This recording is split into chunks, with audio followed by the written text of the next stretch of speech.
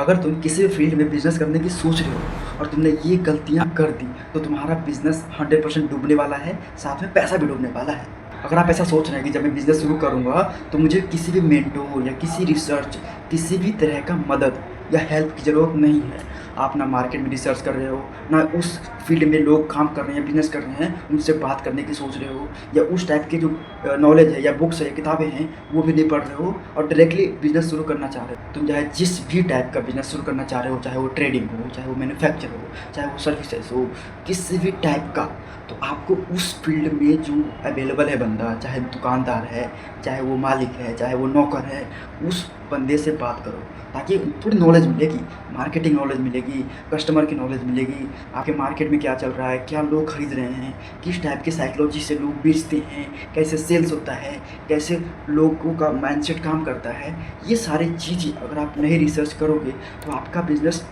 भाई ट्रैक पे भी नहीं होगा, पैदल भी नहीं चलेगा। भाई अगर तुम सोच रहे हो ना कि मेरा बिजनेस बिना किसी हेल्प के चल जाएगा, दौड़ जाएगा, उड़ेगा, तो भाई तुम गलत फहमी में जी रहे हो। क्योंकि भाई अगर तुम कोई बिजनेस शुरू कर रहे हो ना तो बहुत सारी बाधाएं आती हैं, या बजट को लेकर के, या फाइनेंसिंग को लेकर के, मार्केटिंग को लेकर के, या आपके स्टॉक को लेकर के, आपके दुकान को लेकर के, आपके दुकान के लोकेशन को लेकर के, आप कैसे सेल्स कर रहे हो, कहाँ मैन्युफैक्चर कर रहे हो, कौन से एरिया में आप काम करना चाह रहे हो, या किस टाइप के कस्टमर से आप डील करते हो, कैसे आप मीटिंग करते हो। सारी बाधाएं आ सकती है। अगर आपको पहले से वो नॉलेज नहीं होगा तो आप कैसे हैंडल कर पाओगे। इसलिए कहते हैं कि आप ऐसे बंदों को पकड़ लो ना जो उस फील्ड में महारत हासिल कर रखे होते हैं, या उस फील्ड में काम कर रहे हैं, या उस फील्ड में किसी को पढ़ा रहे हैं, या उस फील्ड की किताबें होंगी। ये सब सारी चीज़ें आपको रिसर्च में करना होगा। आपको सारी चीज़ें इकट्ठा करके आपको चेक करना कि हाँ भाई, क्या मैं इस बिज़नेस करने के लायक हूँ या नहीं हूँ, मैं इस बिज़नेस को आगे बढ़ाने के लिए या सक्सीड करने के लिए कैपेबल हूँ या नहीं हूँ, क्या मुझे लोगों की ज़रूरत पड़ेगी एज अ टीम मेंबर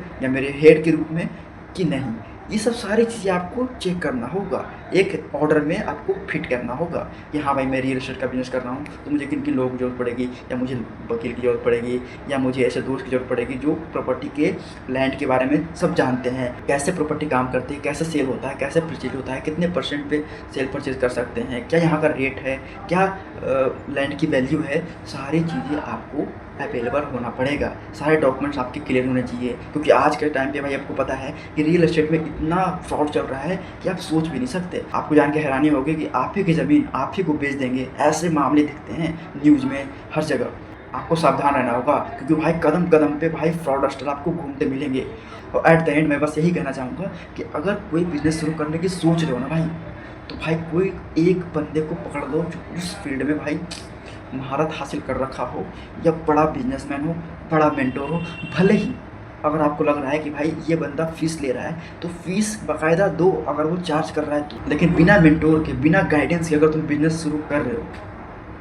तो मेरी बात मानो, मत करो बिज़नेस शुरू। डूब जाओगे भाई, महीनों के अंदर डूब जाओगे, गारंटी के साथ कह रहा हूँ मैं। अगर ये वीडियो आपको अच्छी लगी हो या आपके लिए इफेक्टिव लग रहा हो तो भाई लाइक सब्सक्राइब जरूर कर देना। मिलेंगे नेक्स्ट वीडियो।